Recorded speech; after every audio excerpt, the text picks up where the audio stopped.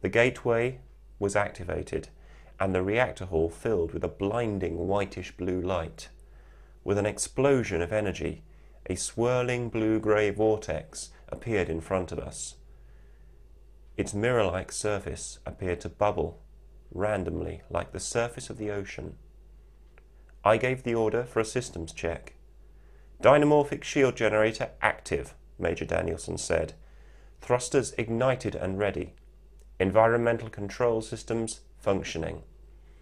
"Gentlemen," I said, "good luck to all of you." A message came over the cockpit radio. "This is Mission Control to the Continuum Explorer.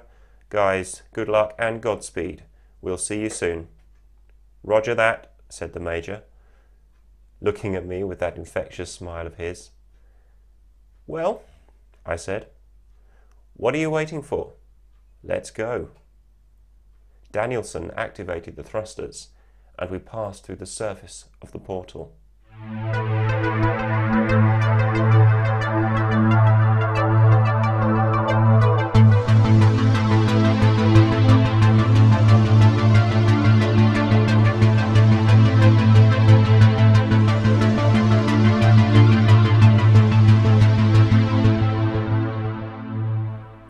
We entered what appeared to be a tunnel, formed of swirling energy, blue, white, yellow, and orange. It was a magnificent sight. We were in a nowhere place, travelling through a void that defied both logic and explanation. The ship passed calmly through the twisting conduit we had created, bouncing off the sides every now and then as it hurtled around the tight bends in the wormhole. We exited the tunnel of light into what seemed like another void. "Where are we?" I asked. Danielson looked at the readings on the dashboard display. "I don't know," he said to me, with a bewildered expression on his face. "I mean, there should be a planet here. This should be Earth, or at least a different version of it." A voice came over the cockpit radio. "Lieutenant Colonel Sullivan, Major Danielson, this is Lieutenant Gunning at the Scientific Analysis Station. You're going to want to see this for yourselves." We swiftly made our way through the shiny metal corridor of the Explorer to Leandra's station. "We're in space," she said, "but not as we know it. There are vast amounts of hydrogen all around us, some helium, some lithium, all the basic elemental ingredients needed to form matter. But, well, it's as though, I don't know, this can't be possible." "What?" I asked. "What is it?" The lieutenant explained. Big Bang theory states that about 2 seconds after the initial explosion of the singularity, the temperature rose to around 10 billion degrees centigrade and ignited the nuclear reaction that created the lighter elements, the hydrogen and the helium, the basic building blocks of stars and other cosmic matter. The stability of the universe depends on a precise conversion of that hydrogen to helium, where around 7/1000ths of its mass becomes energy. I can't quite believe it myself, Harry, but we seem to have arrived in a universe that never properly formed. It's as though somehow everything is destabilizing, falling apart. I paused for a moment as I realized the gravity of what my colleague was saying. "You mean to say that in this alternate version of the universe, that ratio of mass to energy has been disrupted? That would mean that life never came into existence because the cosmos would simply disintegrate before any planets could be formed. It's as though everything has just stalled." The Major finished my sentence for me. He was always doing that. Now and then I would remind him of my authority over him and how that was not the most appropriate way to speak to your senior commander.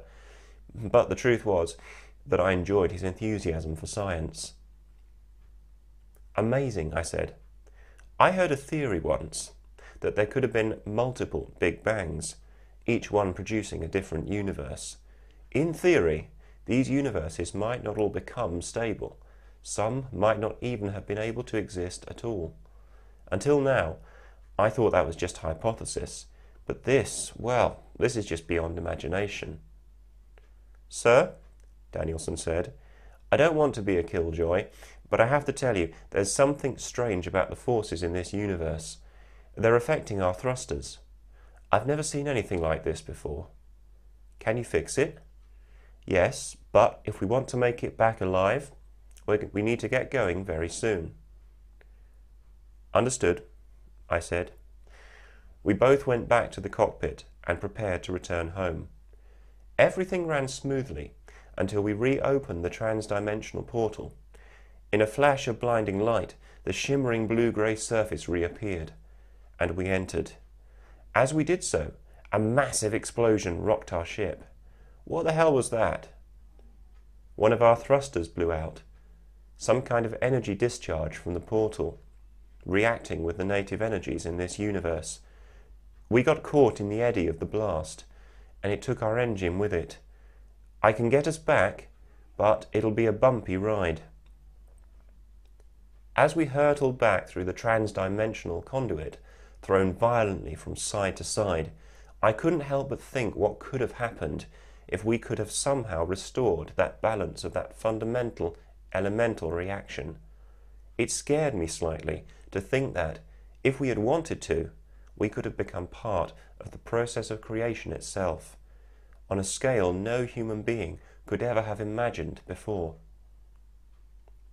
The guys back at the laboratory had a field day interpreting our results. The textbooks and research files that lined the walls seemed almost pointless now.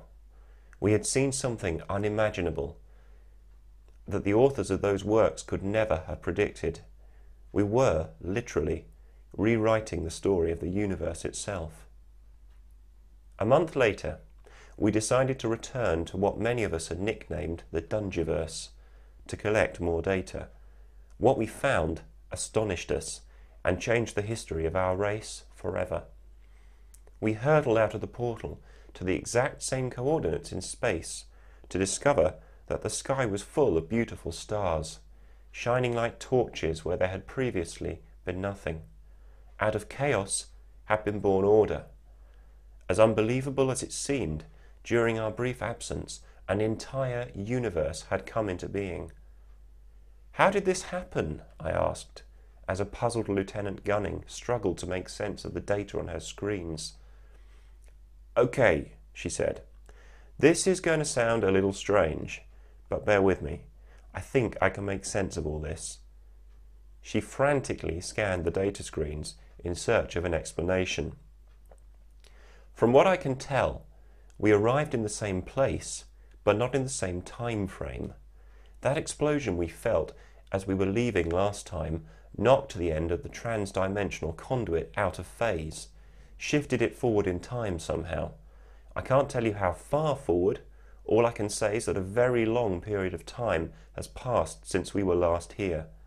Our little explosion also had an effect on the hydrogen to helium reaction taking place here. It must have acted as a catalyst for the reaction to restart. According to these readings, the mass-to-energy conversion reached a stable enough point for stars and cosmic matter to form. What you're seeing out there is a young universe, and it's all down to us. There was a stunned silence on board the Voyager. But, I started, then that means... Danielson finished my sentence for me. We just helped create a new universe.